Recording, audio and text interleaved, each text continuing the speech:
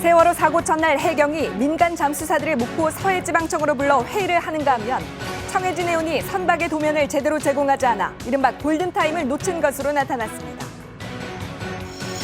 구원파 측은 10만 신도가 모두 잡혀가더라도 유병언 전 회장을 내놓지 않겠다고 선언했습니다. 또 김기춘 청와대 비서실장 관련 현수막을 내려달라는 검찰과의 통화 녹음 파일도 공개했습니다. 안대희 총리 후보자가 총리 지명 발표를 일주일 앞두고 유니세프에 현금 3억 원을 기부한 것으로 확인됐습니다. 안 후보자는 변호사 활동을 벌어들인 11억 원을 사회에 환원하겠다고 밝혔습니다. 경기도 고양 시외버스 터미널에서 화재가 발생해 6명이 숨지고 40명 넘게 다쳤습니다. 지하에서 용접 공사 중 불이 난 건데 유독가스 때문에 인명피해가 커졌습니다. 6.4 지방선거를 앞두고 실시한 JTBC의 3차 여론조사 결과 박근혜 대통령의 대국민 사과 이후에도 수도권에서 야당 후보들의 우세가 여전한 것으로 나타났습니다. 최고의 철에서 더 강한 차가 태어납니다. 현대자동차의 이름으로. 시청자 여러분, JTBC 뉴스9의 손석희입니다. 오늘 2개의 기자회견이 있었습니다. 이른바 구원파 신도들은 수배 중인 유병언 전 회장을 10만 신도들이 지키겠다고 나섰습니다. 또 총리 지명자는 전관 예우 논란 속에 변호사 수임료로 번 돈을 내놓겠다고 했습니다. 지상에서는 이런 일들이 벌어지고 있지만 바다에 나간 사람들은 16명이 아직 돌아오지 못하고 있습니다. 닷새째 아무런 소식이 없습니다. 오늘 첫 소식 진도체육관을 연결하겠습니다. 오늘 세월호 참사 41일째, 그리고 말씀드린 대로 실종자 발견이 멈춘 지 벌써 닷새째입니다. 이제는 이렇게 하루하루 날짜를 세는 것조차 실종자 가족분들에게는 미안할 정도인데요. 시리에 빠져있는 실종자 가족들은 이 와중에도 진도 주민들을 생각해서 팽목항을 개방하기로 했다고 합니다. 진도체육관에 서복현 기자 나가 있습니다. 서 기자 나와 있죠? 네, 진도체육관에 나와 있습니다. 오늘 수색이 일단 재개는 된 거죠? 네, 합동구조팀은 오늘 오전 11시 40분부터 1시간가량 수색을 진행했습니다. 어제 풍랑주의보로 수색이 중단됐고, 그러니까 토요일 이후에 이틀 만에 재개를 한 건데요. 하지만 안타깝게도 성과는 없었습니다. 또 저녁 정조 시간대에는 유속이 빨라 수색을 못했습니다. 현재까지 세월호 침몰 희생자는 288명, 그리고 실종자 수는 16명으로 벌써 닷새째 제자리입니다. 예, 지금 기상 악화 때문에 지난번에 민간 잠수사하고 바지선이 철수했었는데 다 복귀는 했습니까? 네, 기상 악화로 대피했던 바지선과 민간 잠수선들은 오늘 모두 현장으로 복귀를 했습니다. 하지만 당장 민간 잠수선들이 수색에 동원되진 않았고 오늘은 해경과 해군만이 수색을 진행했습니다. 또 바지선도 고정 작업을 해야 하기 때문에 당장 오늘은 수색을 지원하지 못했습니다. 이렇게 하루 기상 악화로 벌써 이틀이나 수색에 차질을 빚었습니다. 예, 오늘 정홍원 총리도 진도를 다시 갔는데 실종자 가족들을 만난 걸로 알고 있습니다. 어떤 얘기가 오갔습니까? 네, 실종자 가족들은 벌써 닷새째 수색 성과가 없는 것에 대해서 대책 등을 물었지만 정호원 총리는 확실한 답을 내놓지 못했습니다. 예. 실종자 가족들은 계획만 늘어놓지 말고 실질적으로 조치를 마련해달라며 강하게 요청했습니다. 또 청와대 민경욱 대변인의 잠수사 일당 발언에 대해서도 거세게 항의하면서 잠수사들의 자존심에 상처를 주지 말라고 밝혔습니다. 예. 지금 뚜렷한 대책이 나오질 않으면서 실종자 가족들이 더 답답함을 느낄 것 같습니다. 그런데 팽목항을 정상화하기로 했다면서요, 가족들 의견대로. 네, 현재 가족대책본부와 이 자원봉사자들의 천막이 있는 팽목항은 여객선의 운항이 통제되는 등 일반인에게 폐쇄되어 있는 상태입니다. 실종자 가족들은 주민들의 불편이 장기화된다는 판단에 따라서 팽목항을 개방하기로 결정했습니다. 예. 오늘부터 주요 시설들이 팽목항 인근의 매립주차장으로 이동하는 작업이 진행이 됐고요. 이 작업이 마무리가 되면 이르면 오늘 30일부터는 팽목항이 정상 운영될 예정입니다. 예. 지금 실종자 가족들이 머물고 있는 그 체육관 워낙 환기도 잘 안 되고 환경이 좋지 않다고 들었습니다. 이동식 조립주택이 체육관에도 들어선다면서요? 네, 말씀하신 대로 이곳 체육관 내부는 환기가 잘 안 돼서 실종자 가족들이 상당한 불편을 겪고 있습니다. 이 때문에 이곳 체육관에도 이동식 조립주택 2개 동이 들어서서 가족들의 쉼터로 이용될 예정입니다. 또 현재 이미 7개 동이 들어선 이 팽목항에도 추가로 1개 동이 들어설 예정입니다. 이렇게 여건이 나아진다고는 하지만 실종자 가족들은 하루빨리 가족을 찾아서 이곳 진도를 벗어나고 싶은 마음뿐입니다. 예, 진도 팽목항에 나가 있는 서복현 기자였습니다. 수고했습니다. 검찰이 유병헌 전 회장과 함께 도피 생활을 한 것으로 보이는 30대 여성을 체포했습니다. 전남 순천 일대를 수색하기도 했는데요. 유 전 회장을 찾아내지 못했습니다. 조택수 기자의 보도입니다. 검찰은 어젯밤 30대 여성 신모 씨를 체포했습니다. 신 씨는 유 전 회장이 안성 금수원을 빠져나가 도피 생활을 하는 동안 함께 생활했던 것으로 검찰은 파악하고 있습니다. 검찰 관계자는 유 전 회장의 도피를 도운 혐의로 이미 체포된 구원파 신도 4명이 입을 닫고 있어 이 여성을 상대로 집중 조사를 벌이고 있다고 설명했습니다. 검찰과 경찰은 유 전 회장의 현상금을 역대 최고인 5억 원으로 올린 데 이어 오늘은 유 전 회장과 장남 대균 씨가 선글라스를 끼거나 수염 또는 가발로 변장한 모습 등을 예상해 수배 전단을 만들어 배포했습니다. 검찰은 며칠 전까지 유 전 회장이 전남 순천의 휴게소 인근 주택에서 머무른 정황을 포착하고 압수수색을 벌였지만 검거에 실패했습니다. 또 전남 보성 등지에서도 수색이 이어졌습니다. 그러죠. 불시에 경찰 왔습니다. 검찰은 특히 순천과 여수 일대에 항구들이 많아 밀항을 시도할 가능성도 있다고 보고 항구에 대한 감시도 강화하고 있습니다. JTBC 조택수입니다. 얼마 전에 저희 취재진은 일본에서 몰고 올 때만 해도 멀쩡했던 세월호가 증축 후에 문제가 생겼다는 내용을 보도해드린 바가 있습니다. 검경합동수사본부가 발표를 했는데 이런 세월호의 무리한 증축이 유병헌 전 회장의 지시에 의해서 이루어졌다. 그리고 또 하나는 세월호 보건성에 문제가 있어서 팔아야 한다는 보고를 받고도 유 전 회장이 이를 묵살한 것으로 밝혀졌습니다. 윤정민 기자의 보도입니다. 검경합동수사본부는 유병헌 전 회장이 세월호 수입은 물론 증축공사까지 깊이 개입했다고 밝혔습니다. 인천과 제주를 운항하던 오하마나호가 노후화되자 청해진해운은 이를 대체하기 위해 유 전 회장 승인하에 세월호를 일본에서 수입했다는 겁니다. 세월호의 보건성을 떨어뜨린 증축공사도 유 전 회장 지시로 이뤄졌다고 강조했습니다. 증축공사가 수익을 올리기 위한 게 아니라 세월호 5층에 유 전 회장 개인 전시실을 꾸미기 위해서란 겁니다. 유병헌 회장인가 누군가 거기다가 갤러리를 만들고 사진하고 그림을 전시하고 본다고. 그러니까 나도 처음에 이해가 안 됐어요. 정말 서민들이 타는데 뭐 갤러리가 필요 있을까 했는데.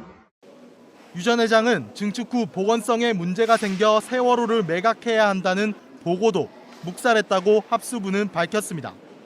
한편 청해진해운 김한식 대표 등은 주간 회의 때마다 화물 적재를 최대한 많이 하라고 지시해 과적을 독려해온 것으로 드러났습니다.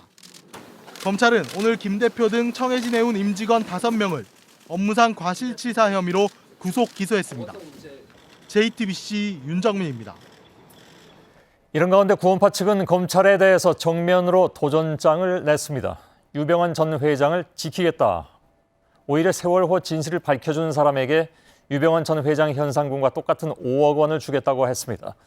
김기춘 비서실장 관련 현수막을 떼달라는 검찰 관계자와의 통화 녹음까지 공개했습니다. 한영희 기자의 보도입니다. 구원파 평신도 복음선교회 측은 유병헌 전 세모그룹 회장을 내놓을 수 없다고 선언했습니다. 10만 성도가 하루씩 유병헌을 숨겨줘 결국 모두가 다 잡혀가게 된다 하더라도 최후까지 그를 내놓지 않을 것입니다. 세월호 사고와 유 전 회장을 연관짓는 것에 반발하면서 검찰이 유 전 회장에게 내걸은 현상금 5억 원과 똑같은 액수를 구원파도 걸겠다고 밝혔습니다. 세월호 진실 규명에 우리가 현상금을 걸겠습니다. 또 검찰로부터 김기춘 대통령 비서실장을 언급한 현수막을 내려달라는 요청을 받았다며 통화 녹음까지 공개했습니다. 검찰은 그런 요청을 한 적이 없다고 발표하였습니다. 거짓말쟁이가 아니라는 것을 증명하기 위해서 통화 내용을 공개하겠습니다. 시위를 하든지 그거는 뭐 본인들 자유인데 그런 플래카드 들고 하지 말라고 해요. 앞으로 우리 시사에 유명한 시사에 적극 협조하겠습니다. 이런 말을 주세요. 이에 대해 검찰 측은 구원파와 법질서 준수를 이야기하는 과정에서 나온 것인데 아무런 문제가 없는 것으로 보고 있다고 밝혔습니다. 유 전 회장의 도피가 길어지는 사이 구원파의 반발 수위도 올라가고 있습니다. JTBC 한영익입니다. 유병헌 전 세목으로 회장은 주한미 대사를 비롯해서 화려한 인맥을 자랑해온 것으로 드러났습니다. 저희가 이 화면은 지난번에 공개해드린 바가 있죠. 그런데 작년에 자신의 출판 기념회에서 현직 검찰 간부를 소개하면서 친분을 과시하는 장면도 나왔습니다. JTBC가 입수해서 백종원 기자가 단독 보도해드립니다. 유병헌 전 세모그룹 회장이 직접 쓴 시와 사진을 담은 책 출판 기념회를 열었습니다. 자신이 시를 짓기 시작한 배경을 설명하던 유 전 회장은 문득 한 검사를 청중에게 소개합니다. 청령 오셨어요? 잠깐 일어나 주십시오. 검사분인데 검사하면 제가 알레르기 일으킬 직업입니다만은. 자신과 시에 대해 얘기하며 밤을 새우다시피 할 정도로 친하다고 말합니다. 이 얘기 표현이 참 좋았어요. 술 없이도 하룻밤 지내는구나. JTBC 취재 결과 해당 검사는 모 지청장을 거친 검찰 간부였습니다. 올해 초 퇴임해 한 대형 로펌에서 활동 중입니다. 구원파 탈퇴자들은 법조계에도 유 전 회장의 인맥이 상당했다고 증언합니다. 검찰이고 경찰이고 안기부까지 다 넣은 거예요. 취재진은 이 전직 검찰 간부가 실제로 유 전 회장과 친분이 있는지 확인하기 위해 소속 로펌 등을 통해 여러 차례 연락을 시도했지만 연결이 되지 않았습니다. JTBC 백종훈입니다. 세월호 참사 41일째, 오늘도 다시 사고 초기의 의문점에 대해서 왜라는 질문을 던집니다. 실종자의 생사를 가른 골든타임을 허망하게 보낸 정황이 추가로 드러났습니다. 당시에 구조 활동을 주도해야 할 잠수사들이 회의와 브리핑 때문에 황금 같은 시간을 날렸다는 증언이 나왔습니다. 한윤지 기자의 보도를 먼저 보시겠습니다. 세월호 군안 계약을 맺은 언딘의 잠수사들이 목포에 도착한 시간은 세월호가 침몰한 16일 오후 5시였습니다. 한시가 급한 상황이었지만 수색에 바로 투입되진 못했습니다. 해경이 회의를 한다며 다이버들을 사고 현장에서 멀리 떨어진 전남 목포 서해해양경찰청에 집결시켰기 때문입니다. 일초일초가 아깝죠. 그때는 또 그 카카오톡이라든가 그런 걸로 생존자가 있다. 그런 게 계속 들어왔어요. 그래서 시간이 아까웠죠. 하지만 저는 분명히 현장에서 그런 구조 작업이 진행되고 있었다고 생각했거든요. 이 같은 상황은 다음 날에도 반복됐습니다. 해군은 이날 해경이 언딘 투입을 위해 UDT 대원의 수색을 막았다고 공개했는데 정작 언딘 잠수사들도 입수 타이밍을 놓쳤습니다. 해경의 요청에 따라 언딘 잠수요원이 유가족 브리핑을 맡았다는 겁니다. 이 때문에 정조 시간을 놓쳤다고 당시 관계자는 밝혔습니다. 사고 직후 해경과 해군이 설치한 가이드라인도 엉망이었다고 합니다. 그분들 표현대로라면 거미줄처럼 이렇게 다 엉켜 있었다. 그래서 오전 시간은 그렇게 가이드라인 정리하면서 끝났죠. 이에 대해 해경 측은 현장 상황을 보고 와서 대책회의를 한 것뿐이고 유가족 브리핑은 당시 상황을 설명할 수 있던 사람들이 했던 것이라며 가이드라인은 조류 때문에 틀어질 수 있는 것이라고 주장했습니다. 그러나 생사를 가르는 골든타임을 회의와 브리핑으로 날려버렸다는 지적이 나옵니다. JTBC 한윤지입니다. 우왕좌왕 이해할 수 없던 해경의 초기 대응과 연관해서 풀리지 않는 의혹 중에 하나는 언딘과의 관계입니다. 오늘 언딘 쪽 관계자를 스튜디오에서 만나도록 하겠습니다. 언딘 쪽에서 장병수 기술 이사께서 나와주셨습니다. 어서 오십시오. 네, 안녕하십니까. 언딘 측이 사고 초기에 민간 잠수사의 실적을 언딘 것으로 하려고 한다라는 의혹을 저희가 처음으로 보도를 해드렸고 바로 다음 날이었던가요? 반박 기자회견을 하신 분이기도 합니다. 네네. 최근에 언딘 쪽에서 나온 얘기는 이런 얘기입니다. 정부도 우리를 버렸다. 우리도 희생양이다. 이렇게 주장하고 계시던데 그 이유는 뭡니까? 저희가 지금 딱 10년 차 된 중소기업입니다. 그 대한민국 최정의 UDT를 막는다든지 지금 거의 60개 가까운 수중 단체를 막는다든지 30개가 넘는 군안업체를 막을 수 있다는 걸 상상을 하는 그 자체가 통감을 하고요. 그리고 유가족들한테도 죄송하고 예. 지금 민간 잠수사들한테도 너무 죄송하고요. 예. 사실은 억울함보다는 슬픔이라고 표현하는 게 맞는 것 같습니다. 정부가 버렸다는 건 어떤 뜻으로 하신 말씀이에요? 너무 슬프지 않습니까? 지금 상황 자체가 예. 예, 저희가 국가의 의무를 지고 있다고 저는 생각하고요. 예. 그 상황에서 이 상황에서 저희가 이렇게 지탄을 받으면서 이 슬픈 상황을 이렇게 견디고 있는 모습 자체가 예. 저희는 슬프고 대한민국에서 이런 상황이 다시는 발생하지 말아야 된다고 생각하고 예. 있습니다. 언딘 쪽에서 느끼시기에 이 상황이 슬프다라는 것은 언딘 쪽 입장에서는 그렇게 말씀하실 수 있을 텐데 제가 드린 질문은 왜 정부가 언딘을 버렸다고 생각하시느냐 하는 겁니다. 그러니까 결과를 지금 말씀하시는 것이 아니라 제가 이유를 질문을 드리고 있거든요. 그러니까 네네. 무엇 때문에 정부가 언딘을 버렸다고 생각하시냐 하는 거죠. 구조하고 군안은 예. 완전히 틀린 업무 영역입니다. 예, 예. 구조는 국가의 의무고 군안은 선주가 책임을 져야 되는 의무입니다. 예. 선주라 하면 지금 청해진 해운이 되겠죠. 예. 저희는 군안을 목적으로 내려왔는데 예. 국가의 의무를 져야 되는 해군과 해경 그리고 뭐 대한민국을 지키는 많은 사람들이 예. 대응을 못했기 때문에 예. 저희가 그 부분을 최대한 최선을 다했다고 생각을 하고요. 그러니까 해경이 청해진하고 언딘 간에 계약을 하라고 했다면서요? 저희가 이제 기본적으로 한국에서는 저희가 군안업체 중에는 제일 큽니다. 제일 크고 그리고 저희가 내려갈 때 최초에 가장 빨리 도착했던 예. 민간 잠수팀이고요. 근데 애초에 갈 때 구조를 생각하고 간 것은 아니다. 그렇죠. 그때 전원 구조라는 매스컴에서 언론 예. 매체에서 전원 구조라는 게 나왔고 그러면 저희가 사이트에서 실제로 해경의 어떤 브리핑이나 해경의 정보가 없는 상태에서는 예. 저희가 미디어에 나오는 내용만 가지고 파악할 수 그럼 도착했을 때는 그 안에 그 많은 승객이 갇혀 있는지를 몰랐다는 상상을 얘기인가요? 할 수가 없죠. 예. 그러면 갔을 때는 그냥 배를 인양하기 위해서 갔다. 일반적으로 바로 인양을 할 수가 없고요. 예. 그 사이트 자체를 갔을 때 어떤 조사를 하는 목적으로 처음에 내려갔습니다. 예. 해경에서는 처음에 뭐라고 하면서 오라고 했습니까? 해경에서는 연락받은 적이 없고 예. 처음에는 해상 크레인을 찾고 있는데 연락처가 있느냐라고 예. 처음에 전화 왔었고 그게 뭐 몇 개 업체에 있으니까 그쪽 연락해 보시라. 연락처를 아느냐? 예. 없습니다라고 이야기했고요.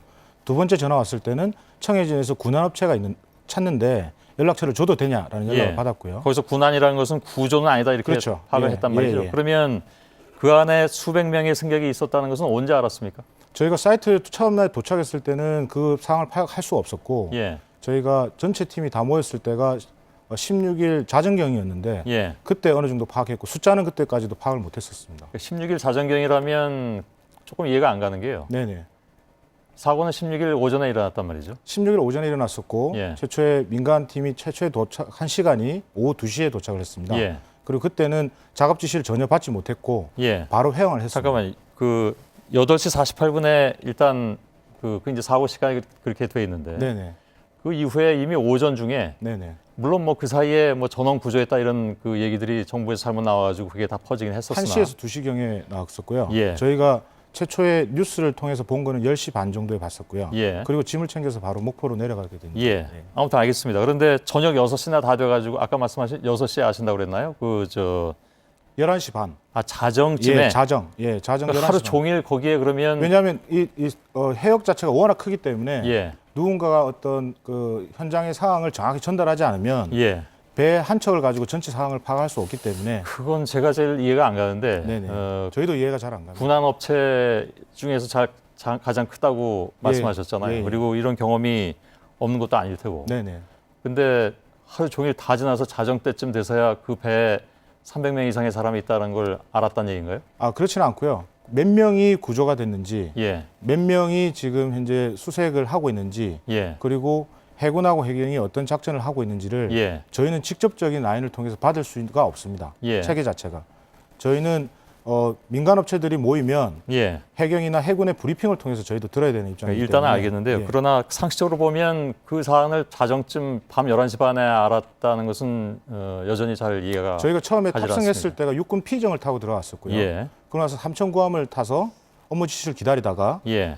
해경 피정을 타고 바로 철수를 했습니다. 예. 그렇기 때문에 그때 최초의 5명의 다이버의 어떤 상황만 들은 상태에서 저희는 들어갔었고요. 예. 그리고 해경청에 들어갔을 때 상황실을 통해서 이야기를 들었기 때문에 그때 정도에 저희가 예, 일단 뭐 원진 쪽의 주장으로 받아들이겠습니다. 그런데 그 회의하고 브리핑 때문에 이른바 골든 타임을 놓쳤다고 주장하신 내용은 어떤 겁니까? 제가 아까 한윤지 기자 그거는 이제 저희가 보도했지만 16일 날 그렇게 실질적으로 작업을 못 하고요. 예. 17일 날 최초의 작업을 요청받은 게 에어 포켓이 있을 수 있으니 에어 주입을 계속적으로 지속을 해주십시오라는 메시지를 받고 예. 저희가 아침경에 바로 투입을 하거든요. 예. 투입을 했을 때 기상이 굉장히 안 좋았었고 그리고 이제 그때 상황에 다이빙을 하고 있지 않았습니다. 실질적으로. 그래서 제가 알기로는 저희 민간 잠수사 팀만 2회 예.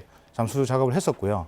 그때 가이드라인만 설치를 하고 예. 그 다음 날 저희가 컴프레셔 싣고 투입을 하기 때문에 예. 그 72시간이 저희는 최초에는 작업을 전혀 못했고 예. 둘째 날에는 가이드라인을 2회에 거쳐서 설치를 하고 예. 그다음에 마지막 날에 저희가 에어 포켓이 예상이 되는 지역에다가 에어를 주입했기 때문에 예. 실제로 72시간 동안에 저희가 할 수 있었던 일은 아까 말씀드린 대로 그 선박을 군환하기 위해서 조사차 들어왔다가 예. 해군이나 해경의 어떤 지원을 요청을 받았고 예. 거기에 따라서 서해 지구에 있는 근데 협력사나 애초에 갔을 때 통해서 해경의 최대한 요청을 안 받았습니까? 어떤 아까 처음에 말씀하실 때도 구조 작업은 예. 구조 작업은 국가의 의무이기 때문에 잠깐만요. 그러니까 처음에 그 해역에 가실 때 네네. 어디로부터 저 연락을 받았습니까? 저희가 10시 반에 TV로 와서 먼저 봤고요. 예. 바로 목포청 쪽으로 바로 그 운전을 해서 내려옵니다. 자진해서 가셨단 예, 말씀이세요? 예, 그렇습니다. 해경에서는 연락이 없었습니까? 저희가 모든 군한 저희가 해외에서 중국이나 오만에서 예. 발생을 하면 저희가 해경에서 전화를 받고 가는 건 아니거든요. 예. 뉴스나 어떤 미디어를 통해서 그게 필요하면은 저희는 달려가서 다른 데도 그렇게 합니까? 예, 그렇게 합니다. 그러니까 예. 다른 군안 회사들도 그렇게 하나요? 그렇게 합니다. 예. 그래서 이번에도 해경으로부터 연락은 못 받았다. 해경에서 받은 건 2통의 전화입니다. 몇 시에 받았습니까? 시간은 제가 확인을 해봐야 되는데 예. 크레인이 어디에 있느냐라는 전화하고 예. 두 번째는 그러면 청해진 해운사에서 전화번호를 달라고 하는데 줘도 되느냐. 예. 그 2통의 전화를 받고 바로 2시 반에서 3시경에 그 공무감독을 통해서 예. 전화상으로 선투입해서 선조치를 좀 해주십시오라는 부탁을 받고 그러면 그러고 그 전화도 해경으로부터 오후에 받았다는 얘기가 되네요? 저희가 2시 반에 홍감독을 통해서 받았으니까 예. 거기하고 점심하고 2시 반 사이인 것 같습니다. 그러면 그 사고로부터 굉장히 오랜 시간이 지난 뒤인데 그때 연락을 받았다는 네네, 말씀인가요? 맞습니다. 예. 그것도 지금까지 알았던 것하고는 좀 다른 것 같고요. 그다음에 제가 아까 드린 질문, 회의하느라고 그리고 브리핑 때문에 골든타임을 놓쳤다. 이게 조금 아까 저희가 보도해준 내용 중에 핵심이기도 한데 네네. 무슨 회의였습니까? 최초에 이제 선수 부분에 예. 가이드라인이 여러 개 설치돼 있었는데 그 선수 부분에 연결되어 있는 게 실질적으로 수심이 한 4m에서 5m밖에 예. 연결이 안 돼 있었습니다. 그래서 그 연결 라인을 정리를 SS 팀하고 같이 협업을 해서 정리를 예. 합니다. 하고 나서 바로 가이드라인을 설치하기 위한 첫 번째 작업을 실제로 합니다. 예. 하고 있을 때 바로 이제 유가족 대표단하고 민간 잠수팀이 엄청나게 많이 들어오십니다. 예. 그때 이제 해군 경비정에는 피의정 함장님하고 이제 통제관밖에 없었고요. 예. 그런 부분 때문에 실질적으로 다이브를 했던 우리 언딘 팀한테 상황이 어떠냐는 설명을 이제 요청을 했고요. 예. 그때 그 브리핑을 했었습니다. 예.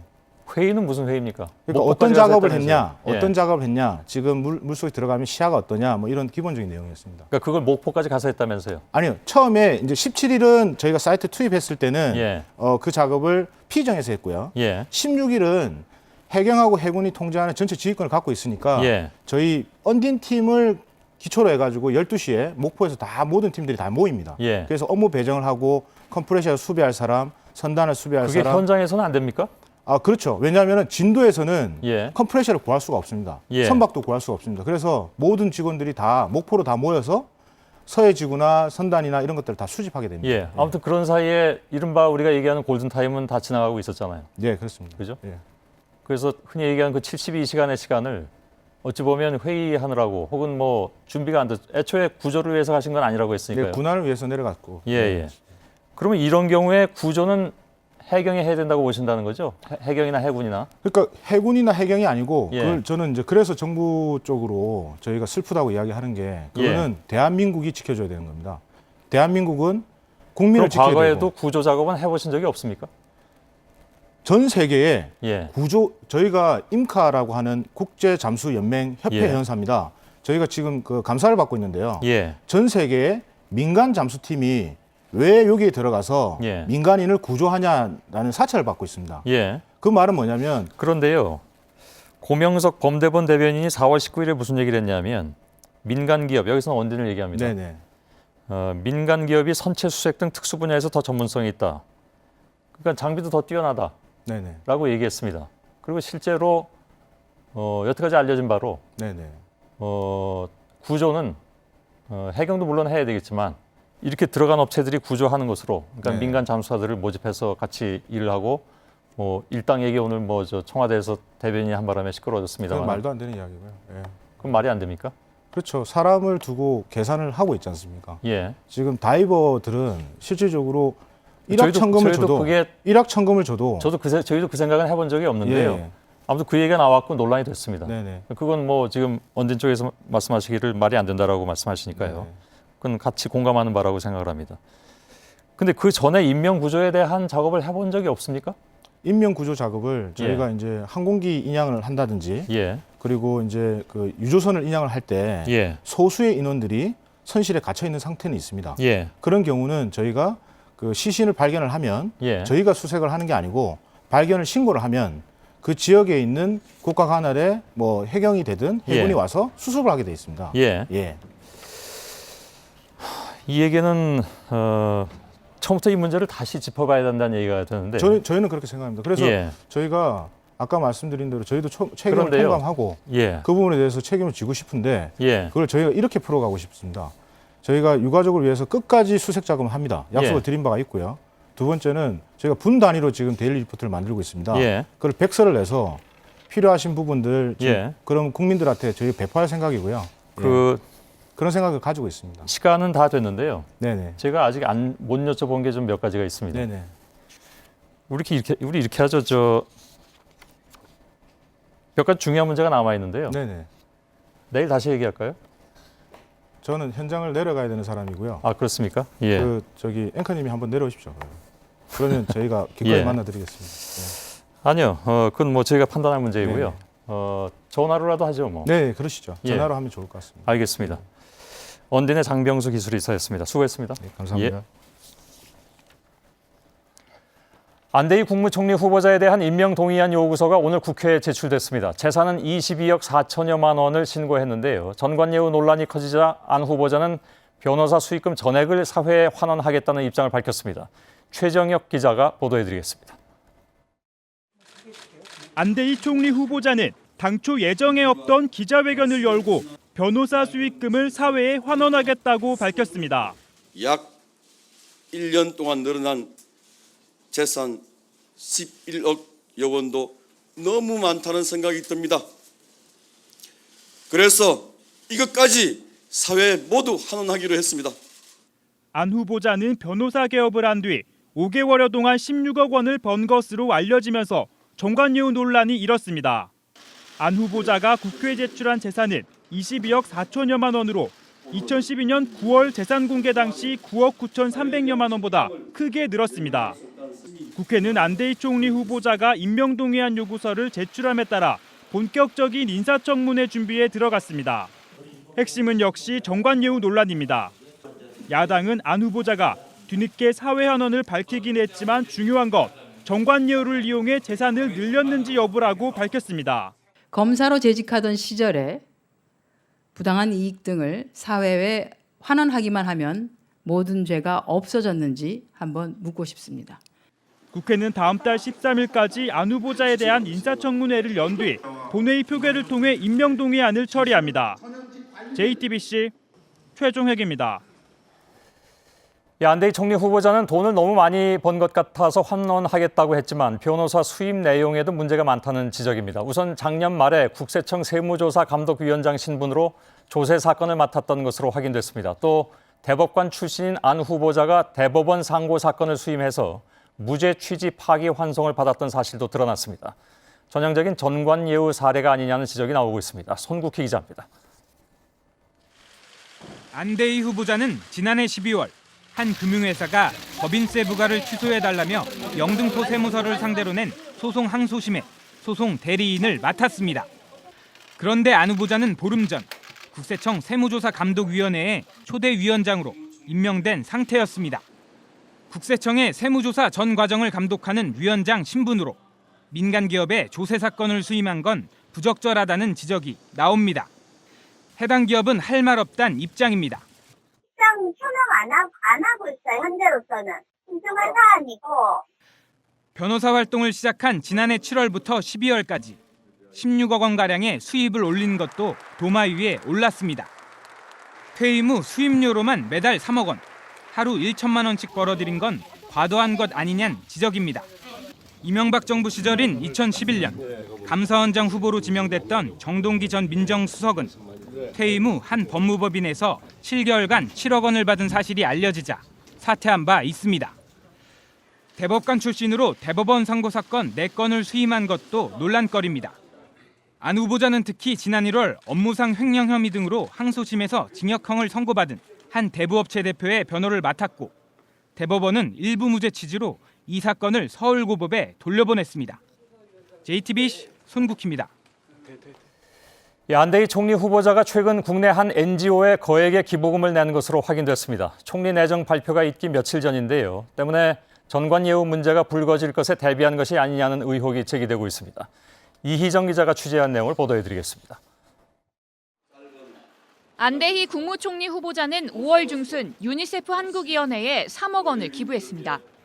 계좌 이체 방식을 통해 3억 원 모두 현금으로 냈습니다.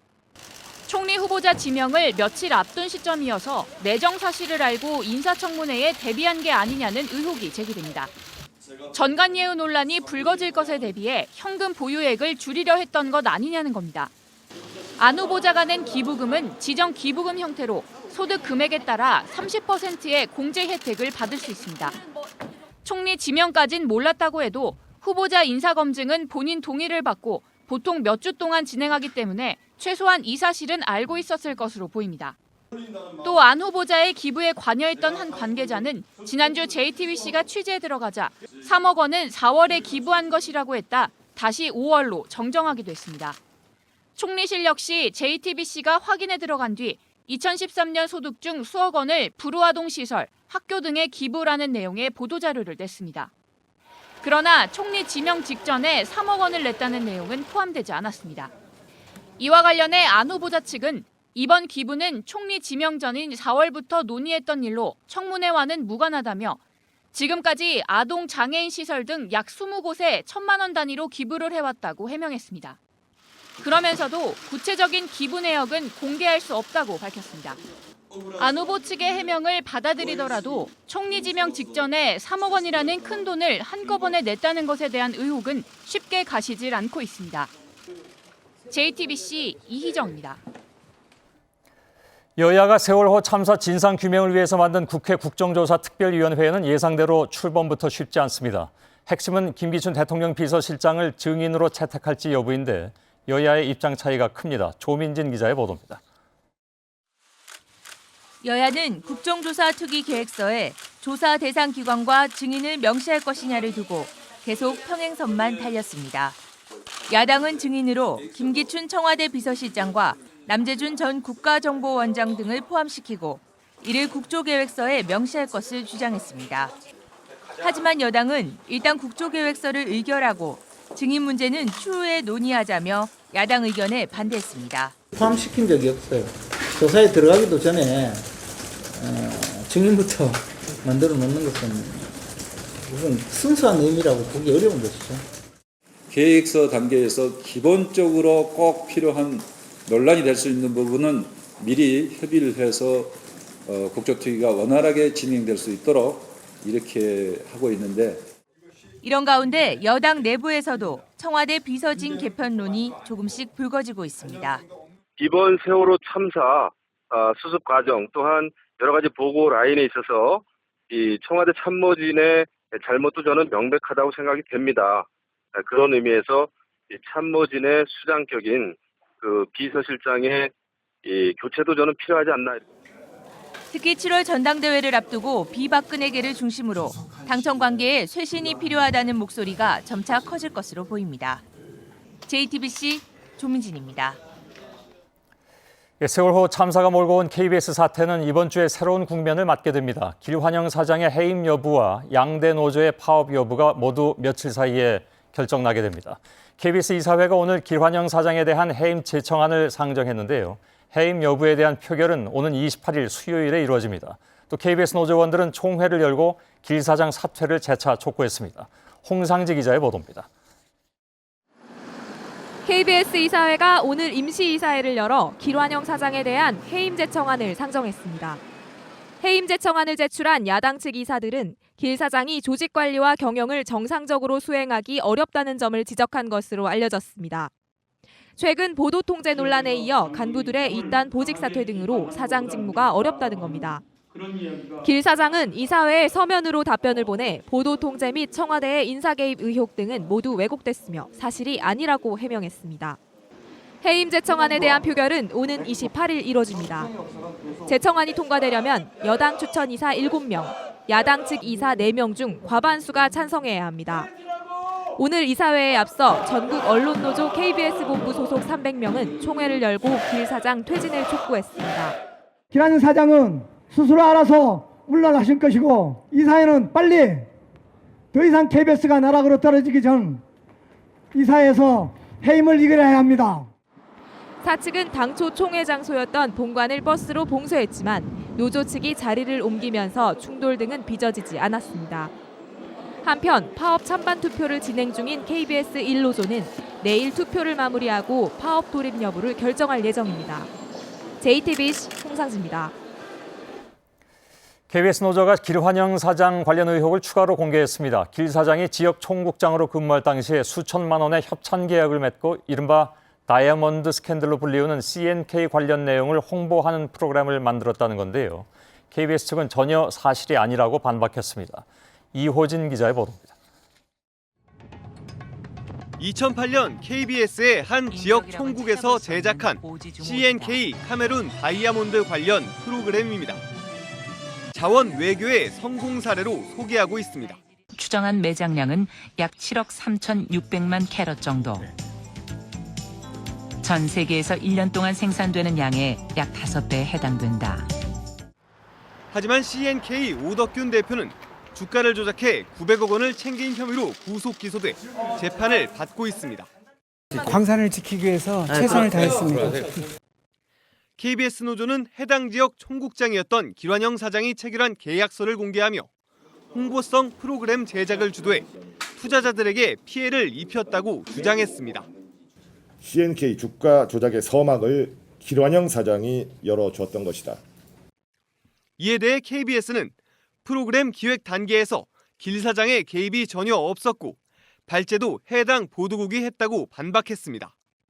또 불확실한 사업을 홍보했던 것이 아니라 우리나라 과학자가 아프리카에서 광물 탐사를 통해 거둔 성과를 보여준 것이라고 주장했습니다.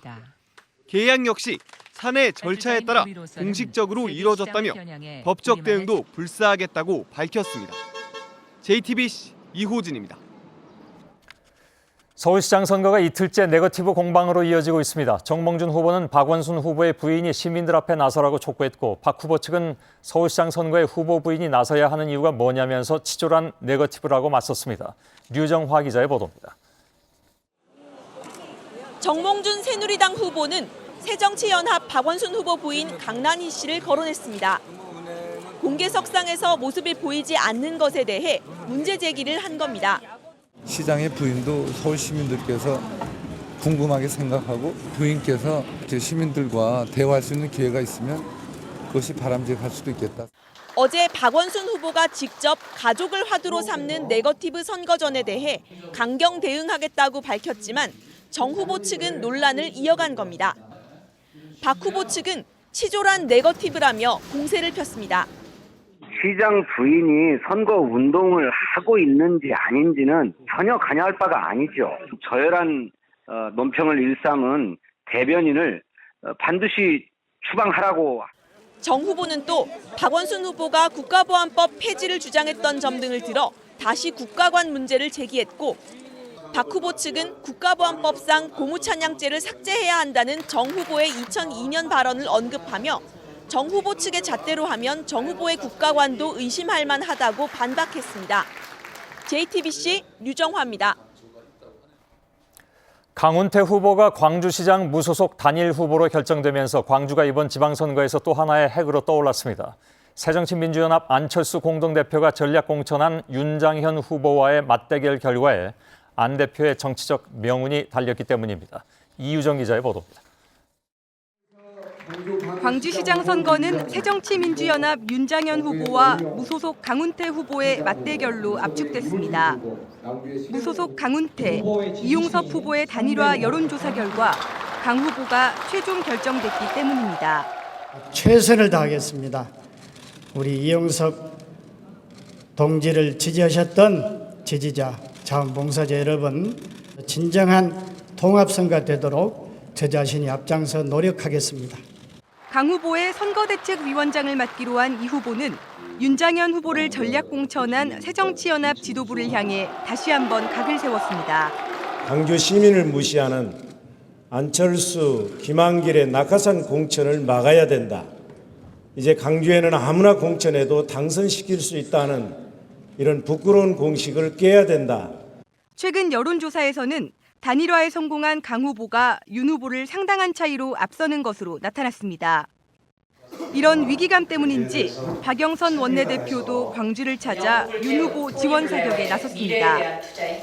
한편 경남에서는 친노 진영 핵심인 김경수 경남지사 후보가 당 방침을 어기고 통합진보당 후보와의 단일화를 모색 중이어서 지도부 고민이 깊어지고 있습니다. JTBC 이유정입니다. JTBC는 지방선거를 맞아서 매주 여론조사 결과를 발표하고 있습니다. 이번이 3차 조사 결과인데요. 지난주에 이어서 이번에도 수도권에서는 야당 후보들이 선전하고 있는 것으로 나타났습니다. 이번 조사 결과를 보면 박 대통령의 대국민 담화가 조사 대상 후보들의 지지도에는 별 영향을 주지 않은 것으로 나타났습니다. 정치부 취재기자와 함께 조사 결과를 좀 풀어보겠습니다. 이승필 기자. 예. 우선 박근혜 대통령의 대국민 담화가 판세에 영향을 주지는 못한 것인가 하는 궁금증 좀 풀어주실까요? 네, 이번 조사만 놓고 보면 그렇게 봐야 할 것 같습니다. 이번 조사는 지난주 목요일과 금요일 이틀 동안 진행이 됐는데요. 바로 박 대통령의 담화가 나온 뒤입니다. 서울 지역 조사 결과를 보면요. 새누리당 정몽준 후보가 28.4%, 새정치연합 박원순 후보가 47.5%로 박 후보가 19.1%포인트 더 앞섰습니다. 지난 조사 결과와 비교를 해보면 지금 나오고 있는데요. 그 세월호 침몰 이후에 벌어졌던 지지율 격차가 지난 2차 조사에선 좁혀진 듯했습니다. 그런데 이번에는 대국민 담화에도 불구하고 그 격차가 이번에 더 벌어진 것으로 나타났습니다. 수도권의 다른 지역들은 어떻습니까? 인천이나 경기나. 네, 일단 경기 지역인데요. 경기 지역을 한번 보면요. 새누리당 남경필 후보가 29.5%, 새정치연합 김진표 후보가 33.9%로 오차 범위 내 4.4%포인트에서 접전을 이루고 있습니다. 그런데 겉으로는 이렇게 보이지만 추세를 보면 이제 달라지는데요. 김진표 후보가 지난 2차 조사에서 0.7%포인트까지 지지율 격차를 좁혔다가 이번에는 오차 범위 내긴 하지만 역전에 성공했습니다. 대국민 담화에도 불구하고 상승 추세를 이어가고 있다고 볼 수 있는 대목인데요. 이 같은 경향은 1차 조사 그리고 3차 조사를 직접 비교해도 나올 수 있습니다. 남경필 후보가 1차 조사에서는 6.9%포인트 앞서고 있었죠. 그런데 2주 만에 남 후보가 5.7%포인트가 빠졌고 김 후보는 5.6%포인트 올랐던 겁니다. 다음으로 인천 보겠습니다. 인천을 보면요. 새누리당 유정복 후보가 32.1%, 새정치연합 송영길 후보가 39.5%로 7.4%포인트 차로 송 후보가 앞서고 있습니다. 지난 2차 조사하고 비교를 해보면 격차가 조금 줄기는 했지만 아직도 송 후보의 우세가 유지되고 있는 상황입니다. 그러네요. 부산에서는 어떻습니까? 그 야권 단일화가 이루어졌는데 그 이후에 어떤가요? 단일화 변수가 지난 2차 조사부터 반영이 됐거든요. 그런데 아직 그 효과는 크지 않아 보입니다. 이번에 보면 부산에서도 새누리당 서병수 후보 35.1, 무소속 오거돈 후보 31.2로 오차 범위 내 접전을 벌이고 있는데요. 추세를 한번 살펴보면 서 후보가 지난 2차 조사 때 역전에 성공한 이후에 이번에는 더 격차를 벌여서 여당 후보인 서 후보가 상승 추세를 이어가고 있는 상황입니다.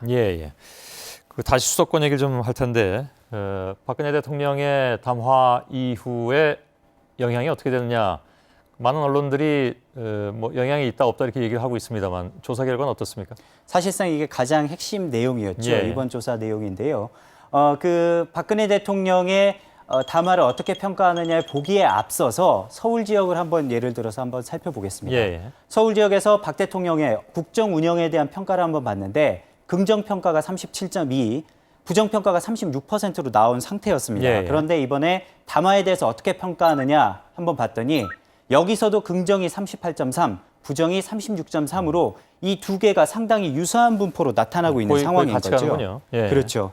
이게 어떤 의미냐면 박 대통령 지지층이 결국에는 담화에 대해서도 긍정적으로 평가하고 예. 박 대통령 지지하지 않는 층이 부정평가를 내렸다는 겁니다. 예. 결국에 박 대통령의 이번 담화 메시지가 지지층에만 영향을 줬기 때문에 전체 판세를 좌우하는 데는 역부족이었다 이렇게 풀이할 수 있겠습니다. 예, 예.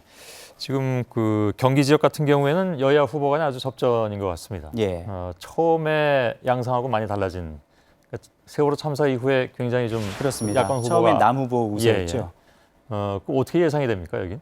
일단은 지금 추세로는 김진표 후보가 상승 추세를 나타내고는 있는데요. 예. 아직 앞으로 전망은 안개 속입니다. 왜냐하면 바로 부동층 때문인데요. 예, 예. 이번에 답변한 것을 보면은 어느 후보를 지지할지 아직 결정하지 않았다라는 답변이 무려 33.6%나 됐습니다. 예, 예. 두 후보 지지층과 비교해도 오히려 높거나 하는 상황인데요. 이 부동층이 어디로 움직이느냐에 따라서 선거 판세도 좌우되게 되는 거죠. 예. 그래서 부동층 분석을 한번 실시를 해봤습니다. 그래서 박근혜 대통령 업무에 대한 평가를 기준으로 해서 여야 성향을 한번 나눠봤는데 예. 긍정평가가 29.6%, 부정평가 30.3%로 경기 지역 부동층 안에서 여야 성향이 비슷하게 나타났습니다. 예. 따라서 부동층 분석을 해봤는데도 경기 지역은 판세를 더 가늠하기가 어려운 상황입니다. 그런가요? 이 경기의 두 후보는 내일 모레 저희 이 시간에 토론을 갖게 되는데 맞토론을 갖게 되는데 예. 토론이 또 분수령이 될 수도 있겠군요. 그렇다면. 예, 그렇습니다. 예, 예. 이승필 기자였습니다. 수고했습니다. 왜 이렇게 사고가 겹치는지 모르겠습니다. 오늘 경기도 고양시 시외버스 터미널에서 불이 나 6명의 생명을 앗아갔습니다. 불은 20여 분 만에 꺼졌지만 유독가스가 문제였습니다. 먼저 이지은 기자입니다. 건물 주변으로 시커먼 연기가 솟아오릅니다.